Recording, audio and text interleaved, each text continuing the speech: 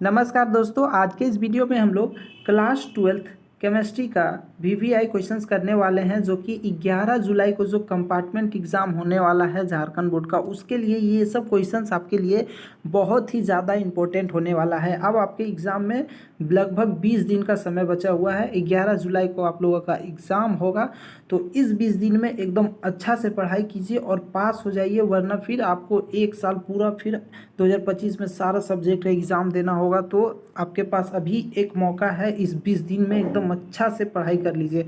और आपके लिए एक सूचना है कि हम आपके लिए 200 ऑब्जेक्टिव क्वेश्चन और प्लस 50 सब्जेक्टिव क्वेश्चंस का एक पीडीएफ तैयार किए हैं। ये पीडीएफ जो हिंदी और इंग्लिश दोनों में है और आंसर के साथ है।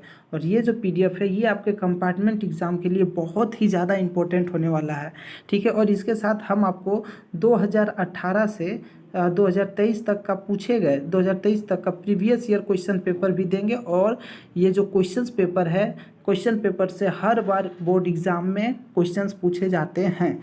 तो आप पीडीएफ ले लीजिए, पीडीएफ 49 रुपये में मिल जाएगा आपको इस नंबर पर व्हाट्सअप करके, ठीक है। और हम जो भी आपको वीडियो करा रहे हैं, सारा वीडियो सारा क्वेश्चंस को आप एकदम रट लीजिए, ठीक है, और पीडीएफ भी ले लीजिए। चलिए अब हम लोग क्वेश्चन नंबर 1 से स्टार्ट करते हैं। क्वेश्चन नंबर 1 है, which one of the following is non crystalline और एमोर्फस इन नेचर, यानी कि निम्नलिखित में कौन सा रवाहीन या क्रिस्टलीय प्रकृति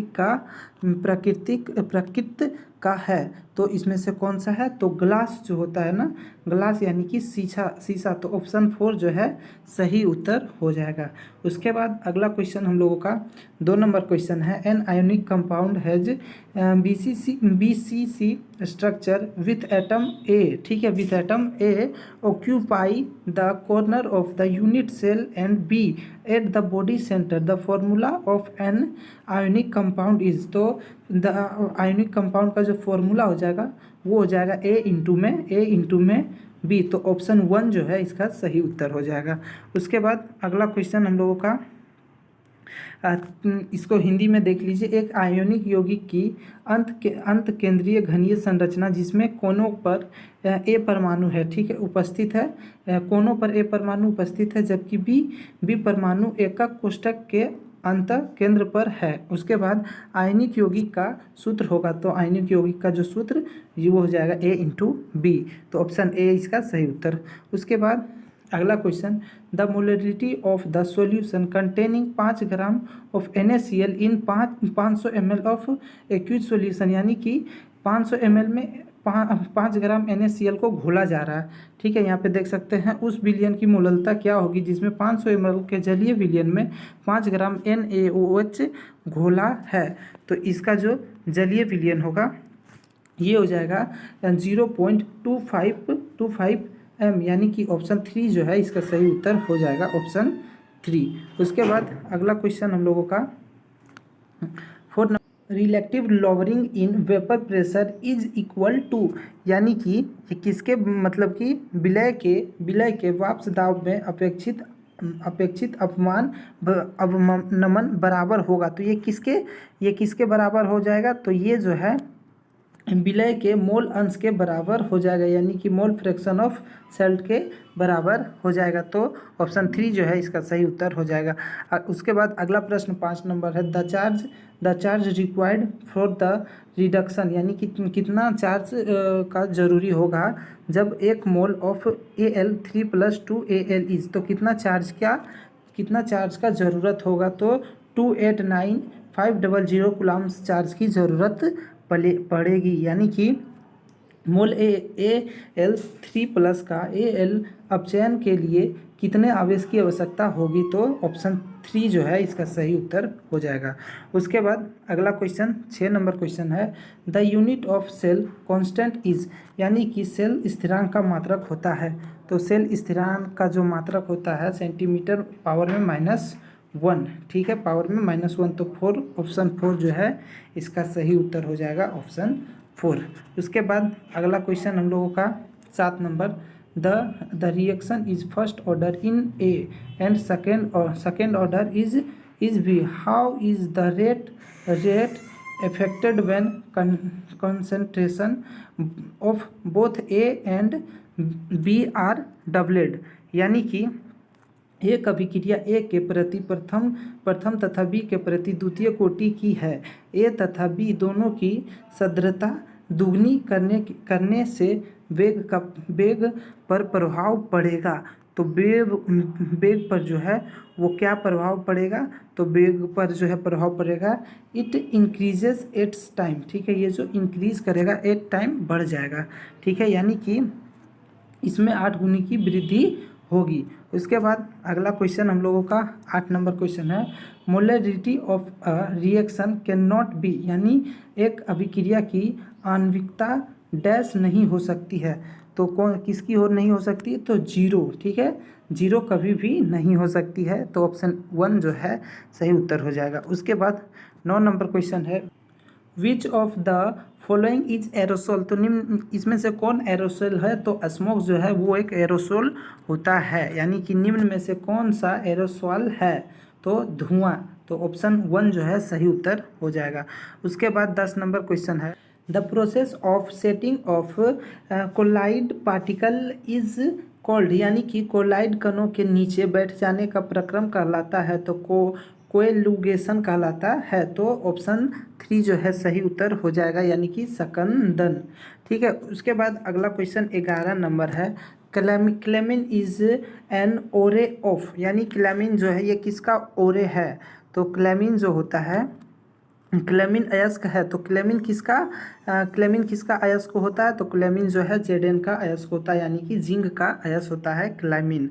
उसके बाद अगला क्वेश्चन हम लोगों का 12 नंबर है, लिएचिंग इज अ प्रोसेस ऑफ, यानी लिएचिंग जो है ये किसका प्रोसेस है, यानी निछालन प्रक्रिया है। तो निछालन प्रक्रिया क्या है, तो वो कहलाता है सकंदन का। ठीक है, सकंदन। ठीक है, सकंदन। तो ऑप्शन 2 जो है इसका सही उत्तर हो जाएगा, कंसंट्रेशन।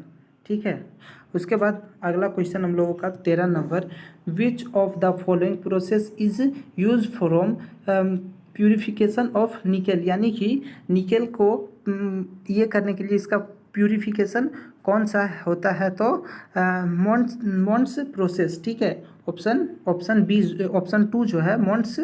ठीक है, मोन्स प्रक्रम, यानी निम्न में से किस विधि का प्रयोग निकेल के शोधन के लिए होता है, तो मोल्स प्रक्रम के लिए। ठीक है, ऑप्शन 2 जो है सही उत्तर हो जाएगा। उसके बाद अगला क्वेश्चन 14 नंबर है, विच of the following does not exist, यानी निम्न में से किसका अस्तित्व नहीं है, तो NCl5 का अस्तित्व नहीं है। तो ऑप्शन 2 जो है सही उत्तर हो जाएगा। उसके बाद अगला क्वेश्चन है 15 number, process of commercial production of nitric acid is, यानी कि नाइट्रिक अम्ल के व्यावसायिक उत्पादन की विधि है।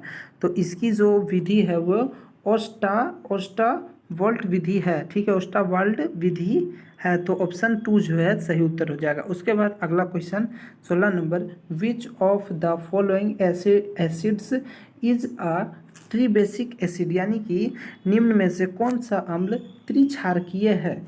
तो त्रिक्षारकीय अम्ल जो होता है वो होता है H3PO4।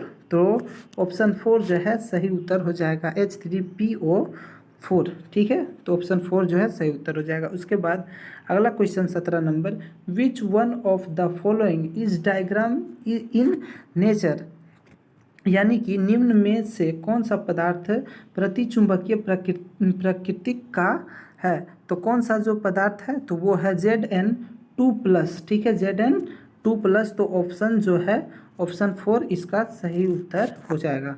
उसके बाद अगला क्वेश्चन हम लोगों का 18 नंबर क्वेश्चन है, colours of transition metal ion are due to absorption of light of some wavelength the result in, यानी कि क्वेश्चन में बोल रहा है कि संक्रमण धातु के आयन कुछ तरंगदैर्घ्य के प्रकाश का अवशोषण कर रंग प्रदर्शित करता है, इसका परिणाम है। तो DD ट्रांजिशन कहलाता है। तो ऑप्शन ए जो है सही उत्तर हो जाएगा, DD संक्रमण। उसके बाद अगला प्रश्न हम लोगों का 19 नंबर प्रश्न है, विच of the following is ambidentate legend, यानी कि निम्न में से कौन सा उभयदंती लीजेंड है। तो उभयदंती लीजेंड जो पावर में ये यानी ऑप्शन 2 जो है सही उत्तर हो जाएगा Cn। ठीक है, ये क्या है, उभयदंती लीजेंड है। उसके बाद अगला क्वेश्चन 20 नंबर जो क्वेश्चन, ये जो रिएक्शन देख रहे हैं आप लोग, जो ये ऑक्सीडेशन हो रहा है एसीटोन के उपस्थिति में, यानी कि द रिएक्शन इज, तो ये किस प्रकार का रिएक्शन है, ये किस प्रकार का अभिक्रिया है, तो फिकेल्स्टीन रिएक्शन। ठीक है, तो ऑप्शन 2 जो है सही उत्तर हो जाएगा। यहाँ पे देख लीजिए आप लोग, जो एसीटोन के उपस्थिति में जो ये जो ऑक्सीडेशन हो रहा है, ये अभिक्रिया, ये किस प्रकार का अभिक्रिया है, तो फिकेल्स्टीन अभिक्रिया है, तो ऑप्शन 2 इसका सही उत्तर हो जाएगा। उसके बाद अगला प्रश्न हम लोगों का 21 number, which of the following will react fast in SN2 reaction, यानी कि क्वेश्चन में बोल रहा है SN2 अभिक्रिया के प्रति निम्न में से कौन सा सबसे अधिक क्रियाशील है, तो सबसे अधिक क्रियाशील जो होता है 1 ब्रोमोपेंटेन। ठीक है, 1 ब्रोमोपेंटेन, तो ऑप्शन 1 जो है, ठीक है, पेंटेन 1 ब्रोमोपेंटेन, ऑप्शन ए जो है सही उत्तर हो जाएगा। यानी कि SN2 अभिक्रिया के प्रति निम्न में से कौन सबसे अधिक क्रियाशील है। अगला प्रश्न हम लोगों का 23 नंबर प्रश्न है, इसका what is the IUPAC name of, यानी कि इसका हमें IUPAC नेम बताना है। ठीक है, यानी कि तो इसका जो IUPAC नेम हो जाएगा 22 का, यानी कि मेथॉक्सीएथेन। ठीक है, मेथॉक्सीएथेन। ठीक है, तो ऑप्शन 3 जो है इसका सही उत्तर हो जाएगा।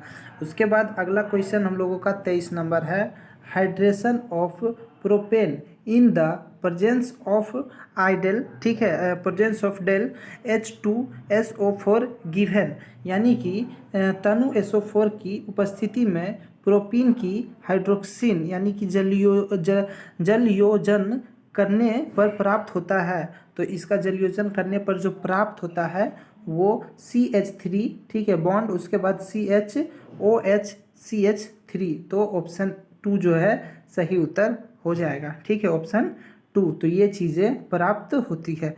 उसके बाद अगला क्वेश्चन हम लोगों का 24 नंबर क्वेश्चन है, इन एसिटाल्डिहाइड +4, यानी ये जो ऑक्सीडेशन हो रहा है ए, यानी कि ए क्या होगा, तो ए जो है ये इथेन होगा। ठीक है, ए जो है इथेन हो जाएगा, तो ऑप्शन 2 जो है इसका सही उत्तर होगा, ए का वैल्यू इथेन होगा। उसके बाद अगला क्वेश्चन है, टोलेंस रीएजेंट इज, तो टोलेंस रीएजेंट क्या होगा, तो टोलेंस रीएजेंट जो यानी कि टोलेंस अभिकर्मक है, तो टोलेंस एमोनियम। ठीक है, एमोनियम सिल्वर नाइट्रेट विलियन। ठीक है, एमोनियम सिल्वर नाइट्रेट, तो ऑप्शन 2 जो है इसका सही उत्तर हो जाएगा। उसके बाद अगला क्वेश्चन है हम लोगों का 25 नंबर। ठीक है, ये जो ऑक्सीडेशन हो रहा है एयर, इस बार हवा के प्रेजेंस में हो रहा है, उपस्थिति में हो रहा है, तो ये किस प्रकार का, मतलब कि ये है एक ए का जो वैल्यू होगा। ठीक है, ए क्या होगा, तो इसमें जो ए होगा हमारा बेंजोइक एसिड। ठीक है, ए जो है जाएगा, ए हो जाएगा बेंजोइक एसिड। उसके बाद अगला क्वेश्चन हम लोगों का 27 number, when acetamide is heated with an aqueous solution of sodium hydroxide and bromine the produce formate is, यानी कि क्वेश्चन में बोल रहा है कि जब एसिटामाइड को सोडियम हाइड्रोक्साइड के जलीय विलयन घोल तथा ब्रोमीन के साथ गर्म किया जाता है तो उत्पादन बनता है, तो मेथिल एमीन बनता है। क्या बनता है, मेथिल एमीन, तो ऑप्शन ए है इसका सही उत्तर। उसके बाद अगला क्वेश्चन हम लोगों का 28 नंबर है, विच of the following is functional group of primary amine, यानी प्राइमरी एमीन का क्रियाशील समूह निम्न में से कौन है, तो NH2, तो ऑप्शन 2 जो है, ऑप्शन 2 इसका सही उत्तर हो जाएगा, NH2। उसके बाद अगला क्वेश्चन हम लोगों का 29 नंबर क्वेश्चन है, proteins are polymer of amino acid that are connected to each other by, यानी प्रोटीन एमिनो अम्ल के बहुलक होते हैं जो आपस में डैश द्वारा जुड़े होते हैं, तो किसके द्वारा, तो पेप्टाइड बंधन से जुड़े होते हैं, पेप्टाइड बॉन्ड से।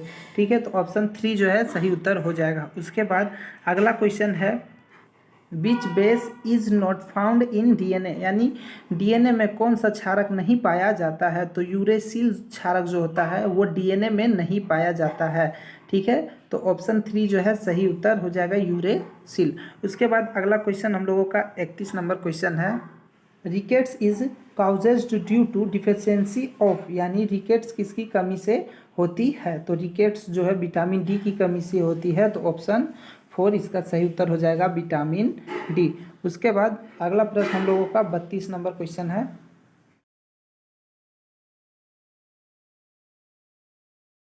तो नाइलक 6 का, ठीक है, नाइलक 6 का क्या है? एकलक है, तो इसका 1 सही उत्तर हो जाएगा। उसके बाद अगला प्रश्न हम लोगों का 33 नंबर है, the element which is added to raw rubber is improved its physical property is, यानी अपरीकृत रबर के भौतिकी गुण में सुधार के लिए जो तत्व मिलाया जाता है वह है, तो इसकी भौतिक सुधार गुणों के सुधार के लिए सल्फर को मिलाया जाता है, सल्फर, तो ऑप्शन 2 जो है इसका सही उत्तर हो जाएगा। उसके बाद अगला क्वेश्चन हम लोगों का है 34 number, which of the following is use has disinfectant, यानी कि निम्न में से किसको विसंक्रामी के रूप में प्रयोग होता है? तो 0.2% फेनोइल का, ठीक है, 0.2% फेनोइल का, तो 2 ऑप्शन 2 जो है सही उत्तर हो जाएगा। उसके बाद अगला क्वेश्चन हम लोगों का 35 नंबर क्वेश्चन है, barbituric acid is an example of, यानी कि बारबिट यूरिक अम्ल उदाहरण है, तो ट्रेंक्वालाइज जो है बारबिक यूरिक एसिड का उदाहरण है, यानी प्रशांतक का, तो ऑप्शन ए जो है 1 जो है सही उत्तर हो जाएगा।